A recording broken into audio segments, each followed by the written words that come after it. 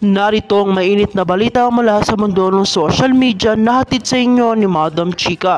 Isang makabuluhang pahayag ang pinalabas ni dating Pangulong Rodrigo Duterte o mas kilala sa tawag na Tatay Digong, kaugnay sa issue ng International Criminal Court o ICC. Sa kanyang pahayag, direktang tinugon ni Duterte ang mga hakbang ng ICC na nag-iimbista sa umano'y mga paglabag sa karapatang pantao sa ilalim ng kanyang administrasyon. Ayon kay Tatay Digong, hindi siya matatakot sa mga aksyon ng ICC at hindi siya papayag na magpapatuloy ang anumang investigasyon laban sa kanya.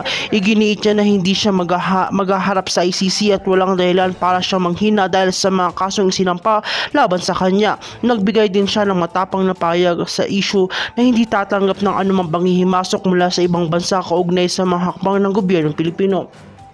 Matapos sa mga pahayag ng dating Pangulo, nagbigay ng reaksyon ng mga kritiko na nagsasabing ang posisyon ni Duterte ay isang malinaw na nagpapakita ng hindi paggalang sa mga international na pamantayan at sa mga biktima ng umano'y extrajudicial killing. May mga nagsasabing ang ganitong tindig ni Duterte ay nagpapalala sa mga sitwasyon at nagiging sagabal sa mga international na akbang para sa katarungan. Samantalang ang administrasyon naman ni Senator Bato de la Rosa ay nagbibigay rin ng pahayag na sumusuporta kay Duterte. Sinasabing ang mga hakbang ng ICC ay isang uri ng panghihimasok sa soberano ng Pilipinas. Inihayag ni Senator Bato de la Rosa ay tinuturing niyang walang basihan ang mga akusasyon laban kay Duterte at hindi sila papayag na ang mga lokal na issue ng pagtutuunan ng pansin ng ibang bansa o mga international ng institusyon.